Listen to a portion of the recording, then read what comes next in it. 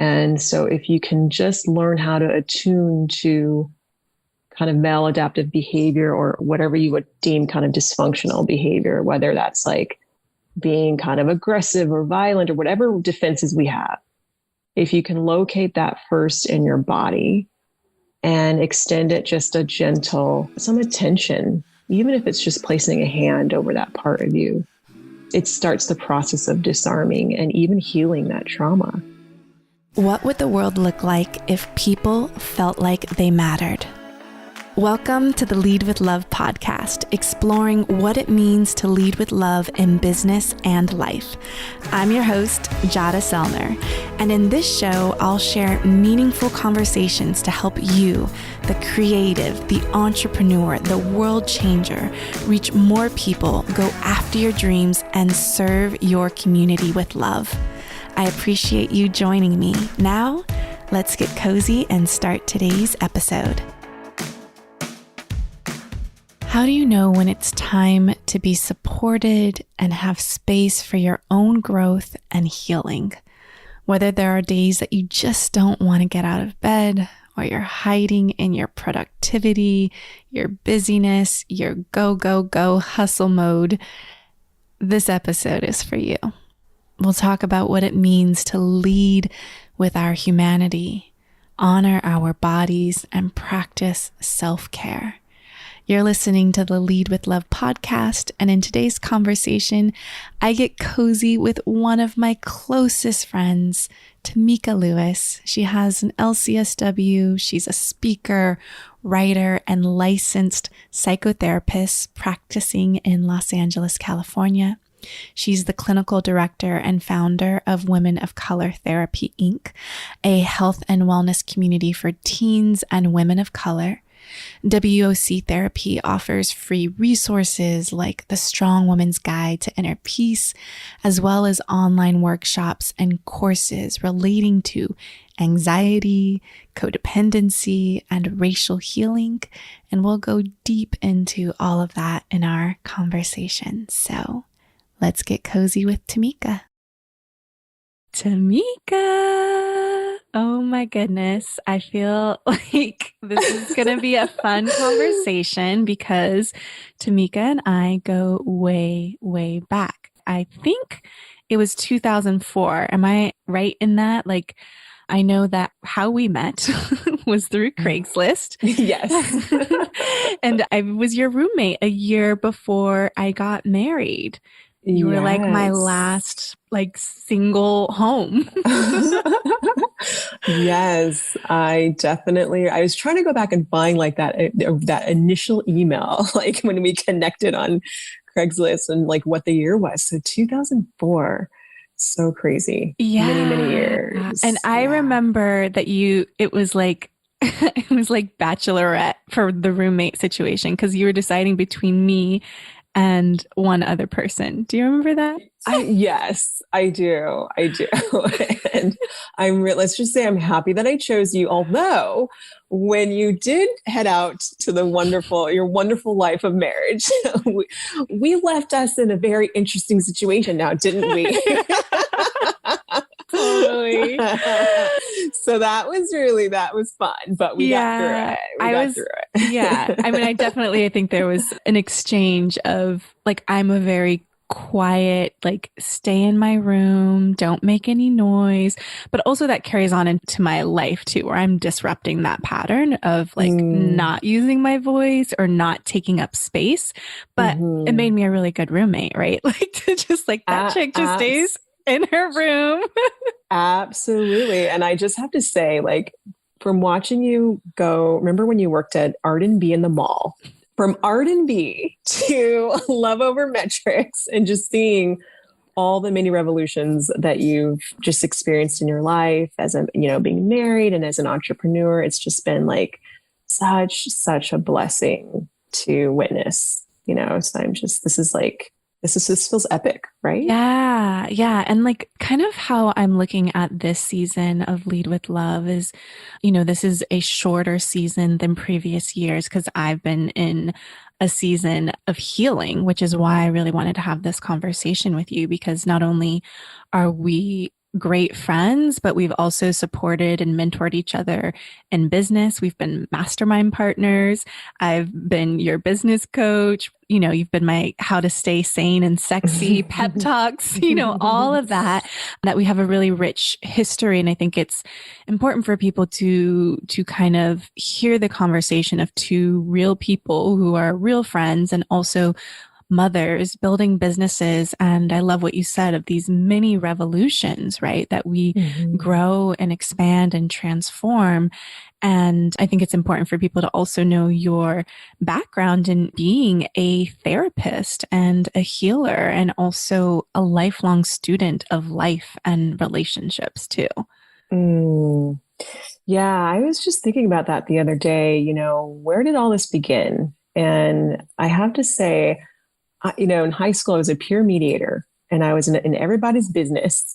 And I remembered way back then, just like loving to facilitate like conversation, you know, and it's just something that I've carried on throughout the years. But I think what really steered me in this direction was just a couple painful losses of roommates in college who were what we consider to be kind of the well-presenting, perfect woman, you know, on the surface, and kind of has her shit together, it looks, you know, intact, but inside is really, really struggling. And that was really interesting to me and painful. And it made me just really examine my own life and the ways that I do that and the ways that so many women do that, kind of save face while struggling inside. And so I just wanted to create a community, kind of a safe space for women to just come and disarm and just be who they really are. So I'm really grateful for that. Yeah, I definitely want to dig way deeper into that. I love how you just opened and just like how we are hiding out and not showing the fullness of who we are, the highs and the lows. So I definitely want to circle back to that. And I love just hearing that, the origin story of your curiosity in facilitating conversations, but also own personal losses, which is trauma, right? And I think we're going to definitely dig more into that. But I'd love to open the conversation with, what does leading with love mean to you? And how do you put love into practice in your work, your business, your life, like whatever? When I ask that question, you know, what sparks for you to how you put love into practice? Yes, I love this question. And, you know, I always tell my team as therapists, you know, that you want to lead with being human in the room first. And I think that that's also what it means to lead with love. And that just means staying plugged into who people are, including ourselves, you know, beyond our defenses or egos, and just really trying to honor the person behind the pain. And, you know, I try to practice that in business. I try to have the self-compassion and grace, you know, as a mother, as a friend, as a sister. I think this is something that we could all kind of improve in. Yeah. Is there a specific moment that you can highlight where you were leading with being a human first? Yes. On the heels of everything that happened with George Floyd's death and the complete social unrest in this world, I had many women on the couch just in tears. And when you're in graduate school and you're learning to become a therapist, you kind of learn that you're a neutral blank slate, you know, and then that you kind of are objective and you don't cross the couch. Basically, there's the space between you and the client. But I have to tell you, there are many occasions where I just would, you know, go over and sit and cry with, you know, women who are pained by the daily, both kind of micro and macro aggressions around racial injustice and discrimination. And so just being able to cross that space, I think is really reflective of leading with love. Yeah. I think that's so beautiful, of really tapping into your intuition of what's needed. And I think that's the power of tapped in healers, is we have different modalities and tools And you're basically like, my number one tool is being human. Like, Yes. and then just like meeting you where you are and whatever is needed in that moment, and not to be so rigid of the way that we think we're supposed to be or the way that we're supposed to react. Do you have any, I'm curious of, because you mentioned disarming, and it's like, when we have our defenses up, it's for a reason, right? We're being activated, or there are stories, there's trauma that has been unprocessed or unhealed. Like, how do we disarm so that we can be human in the room? Yeah, I mean, I think this brings up, you and I both have been kind of diving into the work of Resmaa Menakem and just kind of the somatic piece of being in tune with your body. And, the trauma where we feel it first is in our body. And so if you can just learn how to attune to kind of maladaptive behavior or whatever you would deem kind of dysfunctional behavior, whether that's like being kind of aggressive or violent or whatever defenses we have, if you can locate that first in your body and extend it just a gentle, some attention, even if it's just placing a hand over that part of you, it starts the process of disarming and even healing that trauma. I don't think that we have to really go back and be steeped in our past, that, the painful past learning. I think that we can just work on being better at kind of being in the here and now and noticing what's coming up, what's happening in our bodies, and just disrupt that in the moment. Yeah, I love, as mentioned, Resmaa, who's the author of My Grandmother's Hands, Racialized Trauma and the Pathway to Mending Our Hearts and Bodies. And, he's a trauma therapist, and Corrine Bell, and we were a part of the embodied gatherings for Black women to do some of that racial healing within our own selves. And I'm curious, around the racial injustice, as well as how to repair and create that racial healing. I know you're a mama of 2 young Black children who I love and adore and have gotten the opportunity to spend so much time with. What are the conversations, or, maybe a conversation or words of wisdom that you have brought to the table and having this conversation of what's going on in the world, and also being in Black bodies in the United States? Yes. My son asked a very profound question maybe a few months ago, which was, how do you know which white people you can trust? And, sometimes these kids ask questions that just knock you off your seat because you're just like, I'm just trying to be, basic mom here. I'm just trying to cover the bases. And then they ask you these like epic questions. And I was just so grateful for the question, because it's the questions themselves that matter, right? Like, just to know that they have the courage to formulate these questions. But that was really the beginning of our discussion around allyship, and how do you know if someone is ultimately an advocate and a supporter of you? And so we really just try to stay focused on that conversation. But, there's a whole discussion around stolen innocence and like, how much do you talk about? And I probably err on the side of more information. I think just because I'm a therapist and, I'm able to kind of do the process work with them. So they're probably tired of me, but whether it's like watching a documentary, or for a while we were doing like these mindfulness walks where every day we acknowledged a Black historical figure, and we would kind of do a silent walk, in honor of that person.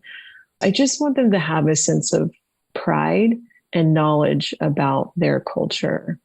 I love that practice. I love the mindfulness walk. That's so, so beautiful.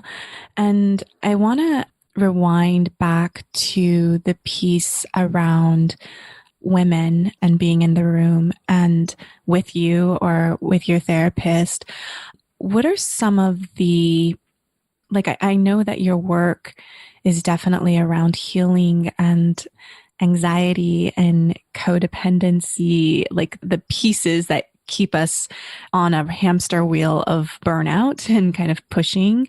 And I know that you are really about honoring the love and the loss and the healing.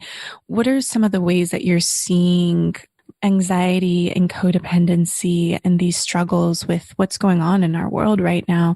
Like, what are some of the symptoms that you're seeing? Because I'm curious. There's so many people that I'm like, I need you to be supported. Like, I need you, like, I want people in a seat to be healed and held. And I'm just curious. It's like, how do we know when we need to be on the couch and having these healing conversations? So what are the symptoms that these women are coming to you with, and teens as well? I'm just curious of if you could tell that story that would help someone be like, oh, okay, like I need to be on the couch and have that conversation. Yeah.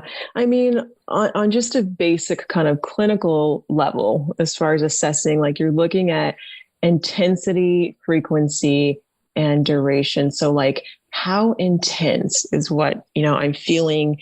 Is it so intense that it's impairing, like I can't work? I'm not able to show up, effectively in my relationships. I can't get out of bed. Like, just looking at how strong is that feeling of stuckness or depression or whatever symptom? How long has it been going on? Operating from pain and from that pain body is super exhausting, and we pay for it. I always say we pay for it with our cells. So you're paying for that with your body. It's starting to make you sick, and then, how are there more days than not that you're feeling like you're just functioning under this cloud? So that's kind of a way to just do a mini assessment of the situation. And then, like, okay, I think I need to like take this to someone. Yeah. What about the over functioners? So the ones who like actually do go to work and how do you identify that when you're like, I'm functioning, I'm showing up, I'm doing the dance. I'm like, because I feel like who you speak to and the type of women that we are is we're strong, ambitious, creative, resourceful people. And like you said, we can armor up and not even know it, like, because we're in survival mode. Yeah. Yeah. So then, yes, the foil to that is like, Sista with the superwoman complex, right? Who's just like, I got this. No, I'm good. And that is kind of what we call, hyper productivity as a trauma response. Like that can be equally damaging. And I just love the words of Audre Lorde, when she talks about self-care being a radical act. And I have been trying to practice kind of putting down the badge of, I got this, and trading that for just a more tender approach to myself, because it actually does a disservice to you by cranking.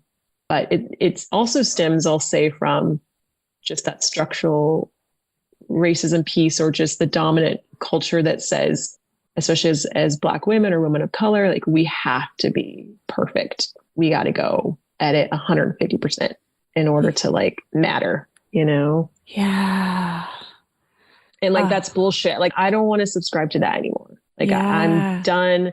What I've been talking about with women is like, and I didn't know that. Like, I didn't know that certain qualities of how I've been living are extensions of white dominant culture that don't even belong to me, and like, I don't want to carry that anymore.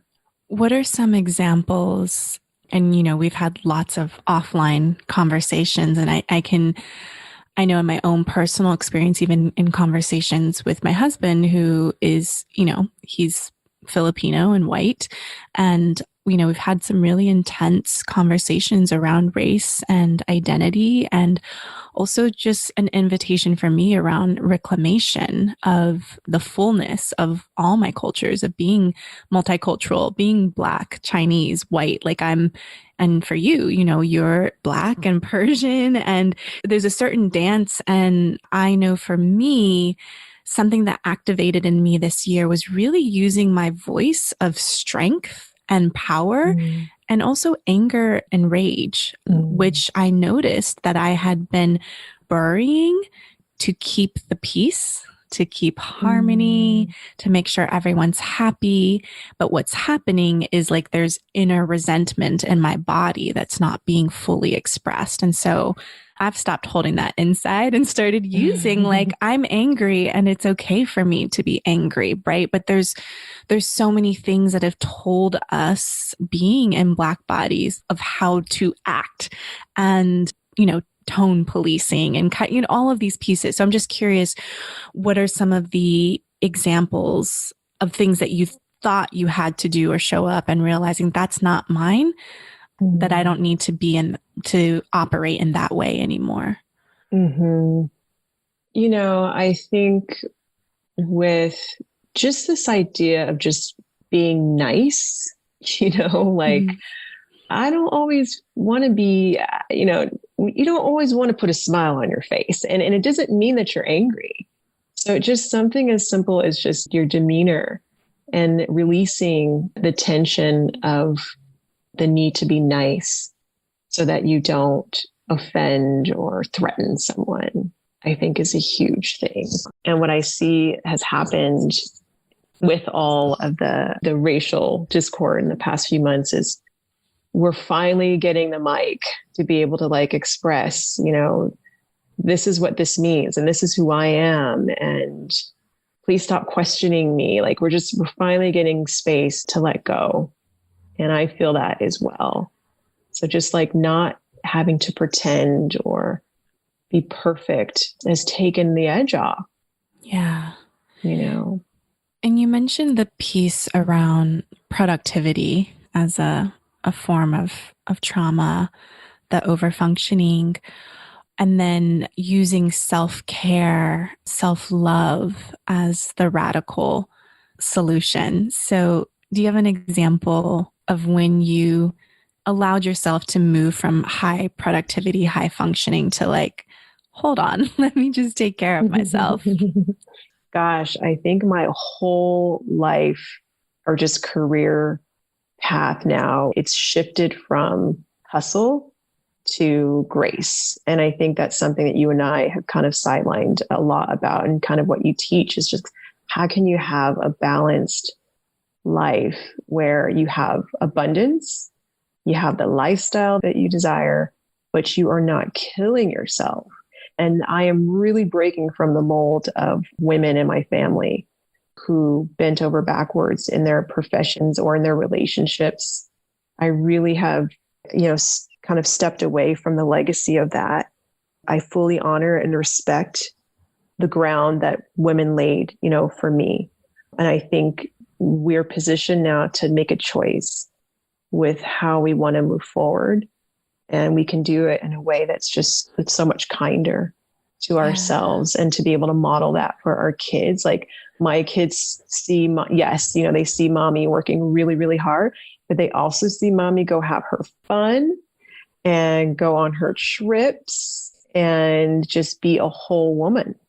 Yeah, it's so important to model both of those pieces. What are some of the care practices that you have for yourself? And then I'm also curious, what tools or practices are you sharing with your clients right now that are really helpful during this time of uncertainty and change? Something that, I kind of took from you as far as quarterly planning is I really try to plan a quarterly kind of getaway. So whether that's 2 just for mom and for a retreat or with girlfriends, and then 2 with the family. So we just got back we spent a week in Arizona and Zion, and I'm just those are so, so significant to all of us, just being able to reset. And then, I really try to build in a massage, every couple of weeks. And I know, and sometimes it's the $25 massage at the, head to toe. Yes. Yes. So I don't want to hear that money's, the price, because you could scrape together $25, because what's important about that is it's like an immediate relief of the tension from the body. And so, because remember that, you function so much better from a calm body than a stressed body. So I try to just attend to my body, and then, getting in exercise. And that's something I took from my mom. No matter what was going on in our lives, I saw my mom wake up and do her morning stretches and walk around the park and just really move her body, which I try to continue to honor. I love that. I love, yeah. And I also love thinking about that you remember that, right? That we are models for our children to model that. I also know before we go into kind of the practices that are really helping your clients right now, I'm also curious, how's it going navigating homeschooling and being running a company? And oh, child. Okay, so I have a funny homeschool mommy blooper moment for you. So what's interesting is now that I'm here, I can actually hear what the teacher, what's going on in the classroom. So that's been an upside, I think, to all this, is now I kind of know, what's happening. And so one of the morning prompts was, what is your favorite TV show? So Hunter shares, and mind you, she's in the 4th grade. So she's like, my favorite TV show is Schitt's Creek. And the class is like, I could hear, it was silent. And the teacher's like, what? And I was so embarrassed, and she was probably embarrassed too, because what's revealing, I think, is, and then literally teachers, the class is coming into your home, right? So this is really a whole shift. And, that was a glimpse into our world. I think the question was what show do you like to watch with your family? And we watch Schitt's Creek, so it may not be on the full end of appropriate, but it's just what we do. It's our little custom. Yeah, I love it. I always use the resource Common Sense Media, because we all have different values and filters of what we want our kids to see or not see. I did condom demos every day on a banana in high schools around Los Angeles County. So I feel really comfortable having those type of conversations, or, so I think it's just also helpful to know your own filter as a family. And yeah, just George, Zoe, and I were watching 30 Rock right now. And I'm like, but it's so, and I just love seeing her laugh so loud. I'm like, oh my gosh, she gets this humor. She has the same sense of humor as us. So it's just I love it. It's the best. We don't have to sit and watch cartoon. Now they're fully broken into The Office. We can enjoy this time together. I love it. Yeah. And we went through The Office. That was our first let's I know there's a little bit of adult humor in here, and there were some really inappropriate things. Yes. And she would be like, what's blah blah blah, and we're just eyes open. Yeah. It's so good. Funny. But I'm happy about Schitt's Creek too, because we haven't gotten, I tried to watch half an episode, but I heard you have to watch several episodes to get into the meat of it. Yes, so you will start to fall in love with them. And it introduces a lot of different, it does introduce dynamics and things that it gives you an opportunity. I'm always hitting pause and let's debrief. What did you see? What did you think? So we're talking through it. And then just this morning though, I had a mommy win. So the kids were sharing what they wanted to be when they grow up. And I heard Hunter say that she wants to take over mommy's business. And she was saying how proud she was to see mommy's business grow. And, she talked about Nana, who has her business. And I felt so, proud to know that, because sometimes we think that we're just we're cranking and we're doing all this stuff. And you sometimes you're riddled with that mom guilt, but our kids are watching from the sidelines and they're taking notes. And I think that they are really celebrating our efforts. And I almost teared up just hearing that, because sometimes I know they see mommy and all the things I do, but there's a sense of pride, that I think they have, which is just great. What was your thought process, or actually did you have a response to Hunter and her sharing that with you? Yeah. So I later on, she came in and I just let her know. I was like, mommy, I call her mama. Like, I heard what you said and I just, thank you. Like, I didn't know that she was aware on that level. And I always tell her, whatever you want to be, she doesn't have to take over mommy's business, but I just was like, saying thank you it just meant so much to hear that. And I love you and it's all for you kind of a thing. Yeah. Oh, it's so powerful. Yeah. It's, something that we've been nurturing for Zoe's her love of writing, and she's starting to write short stories and novel. And I'm like in parallel play with her and like writing my next book. And it's just, she's like, what are you working on? What are you writing? And it's just fun for us to like balance and share life and dreams. And also I think we're both very similar of like, you can be whatever you want, like just do work that you love. So I think that's so powerful. I'm curious what has been like for you juggling entrepreneurship and motherhood. You mentioned the mom guilt. And so I'm just curious, like what the challenges have been, and then also what support systems you have in place to have both, have a thriving business that you're growing with a team of women, and also being able to take your kids on those trips. And then there's the tension in between of where we are. So just curious what some of the challenges and also some of the support systems you have in place to help with that. I mean, I think my greatest capital is really like just my network of friends. Truly, I don't know how I would have made it. And I think this is something that I do try to help, with clients, with just the importance of having even one or two people in your corner that you can kind of tag team with, so I have the friends in my life where if I needed some downtime, I could turn to them, and we just have that system set up. So I think and you included, I think it's just invaluable. I think, perspective, and I kind of practice a lot of relativistic thinking. So yes, I'm a single mom, and I'm like legit single mom, which means like there's no, kids aren't going to dad's every other weekend kind of a thing. I've been raising and caring for my kids on my own since, gosh, what was it? Like 2011. So I've had to, in spite of that, I've had to understand that I've been gifted a lot of resources, and, I have my education. I've really crossed a lot of T's in my life that set me up to be able to handle this.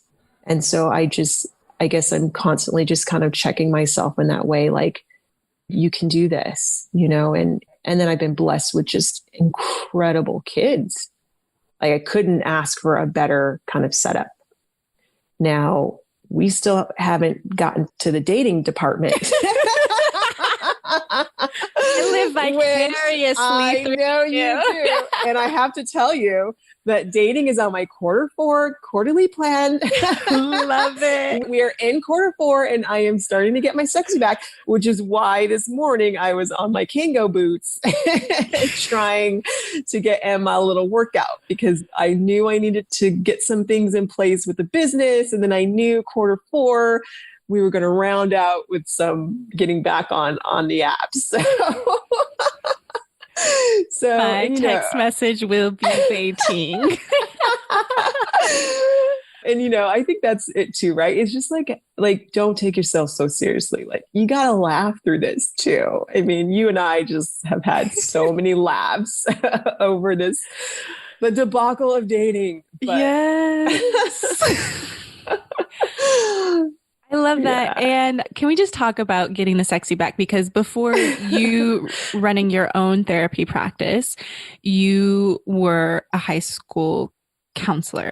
Am I saying it right? Like, yeah. Yes. And I Yeah. know one of the things you used to do is like read like the magazines that like, so just tell me a little bit I about. still do that. So I keep a running log. I use like Google Keep, I think, which is like the little notes.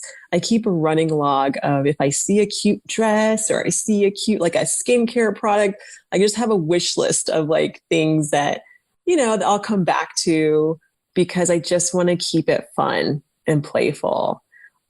I used to like dance in my room at night. I used to like put on this choreographer and just put on some heels and just dance just to keep it sexy, because I just don't, I think the one thing I saw with my mom is I just didn't see a lot of fun, or light in her spirit. And we have one run at this, so I just want to have fun on the journey. Yeah. And I think you and I were both so committed and ambitious to service that we can get hella serious. And so we have to break it up with being ratchet and letting loose and having that full spectrum of being a whole woman. And I also heard the part around friendship, like, having that support system of people that have your back. And like for us, we could have just been roommates for a year, but like you were at my wedding in Maui. We've had annual gatherings in San Francisco where we dream and vision. We've gone to events. We've Tulum, family trips in Lake Tahoe, Santa Barbara. Like we've lived a very rich life because, like, to me, a conversation I'm always having with my husband is of like, I'm so rich in friendships. Like you can't, like, there's nothing, like, I feel so abundant because of the community and the care and the support that I have to lean on. And what do you say to your clients if they're feeling blocked around that? Because I do think there's some block of, they've been triggered or something's happened in the past or they don't have the right boundaries and they feel they're being taken advantage of. I just feel like there's a lot of stacks of stories and excuses, or I don't know quite. You're in those conversations, but there feels like there's a block to intimacy for us to open ourselves up and be safe enough to find those one or two people to be in our corner. Sometimes it's literally just connecting my clients with online communities or networks, of women, just the logistics of that. Because I have to say, being in LA, it's a hard place to be. A lot of people kind of arrive and they're here pursuing a dream, and it's hard to connect with people. And so I might introduce them to different things in the area. But yeah, there's also then the trust piece and helping women kind of disidentify with this narrative of like, well, I hear, I don't trust women, and, they may have been burned, rightfully so, in the past, right? So part of it is processing and really healing that trauma, but also creating a vision for the woman that they want to step into being. And who are the people that woman attracts in her life? How can we practice the qualities of that woman so that you can start to attract friends and romantic partners and whoever, may be to your life? So I try to equal parts kind of trauma, but also let's envision, let's move forward. Yeah, I love that from two places because it just gave me like a little aha and clue of I used to always be that girl that was like, I'm only friends with guys. That was my story.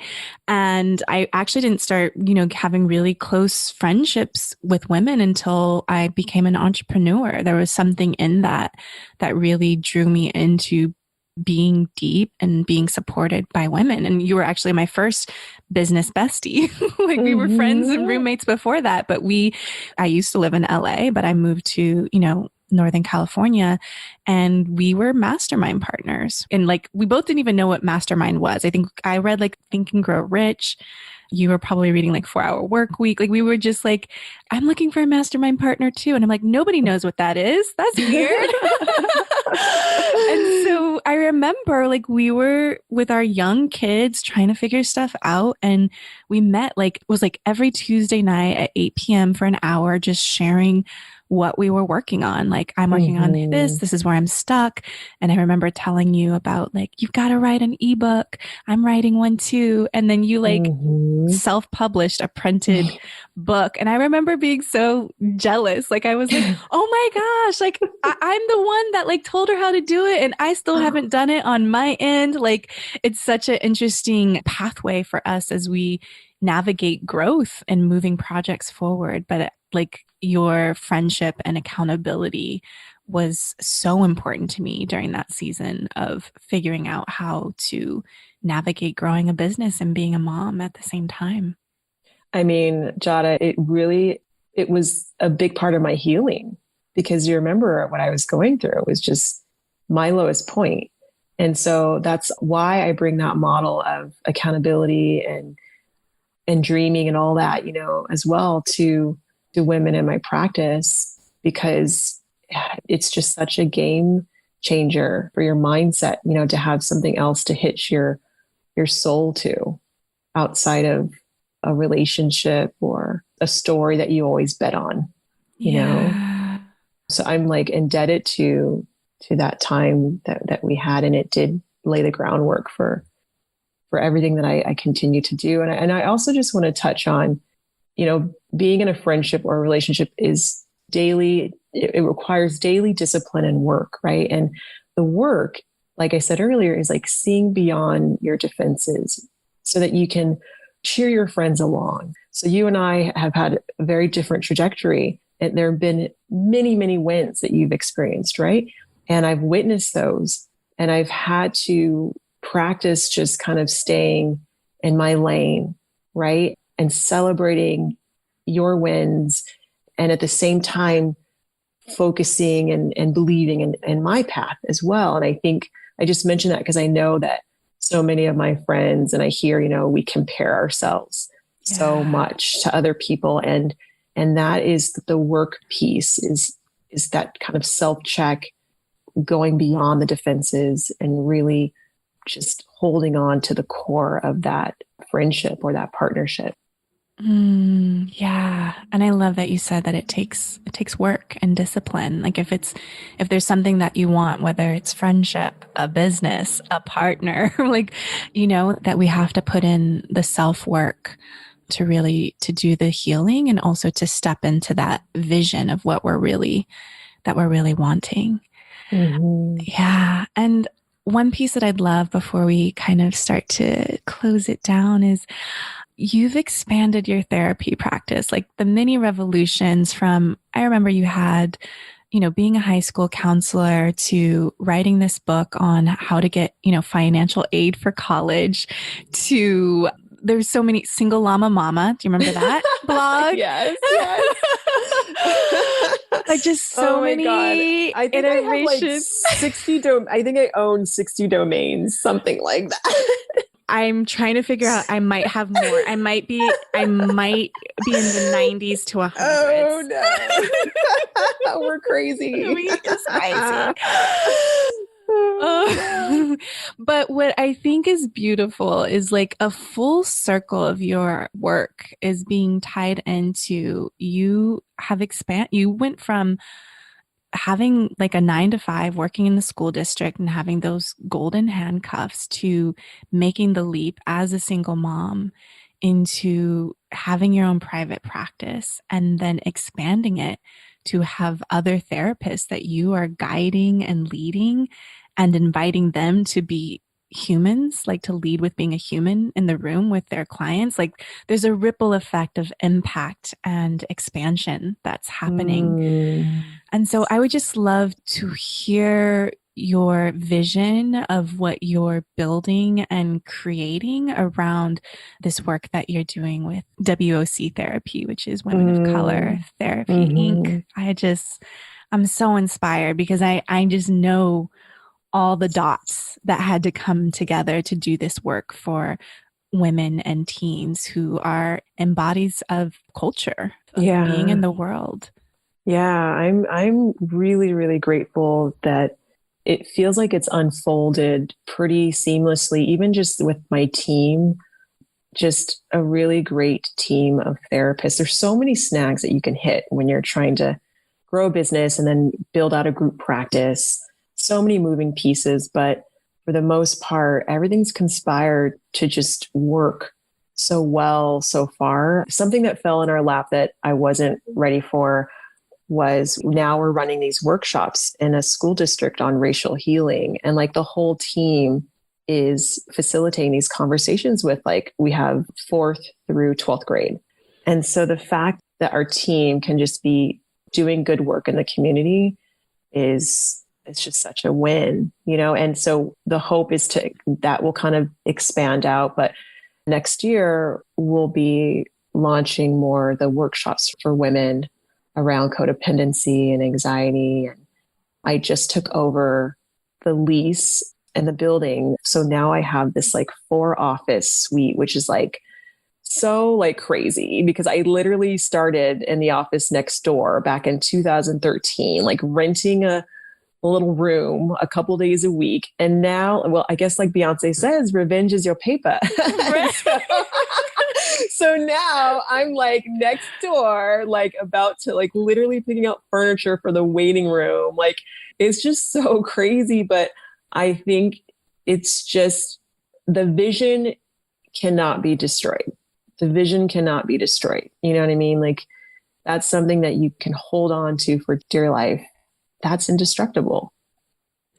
So powerful. And if people want to learn more about that, they can go to woctherapy.com, right? Mm-hmm. And the ways that they can, you have individual private practice that people can have individual therapy as well as group coursework and the racial healing in the school system. It's like all the pieces are colliding, all the work that I've seen with you it's been over a decade. We're close to 2 decades in our friendship. And I think it's just so beautiful and just an honor to witness and see how you're holding that space for women to heal, but that you're also taking care of yourself and your own kids in that process and really allowing that self-care, that self-love to be a radical act. It's so beautiful. Yes.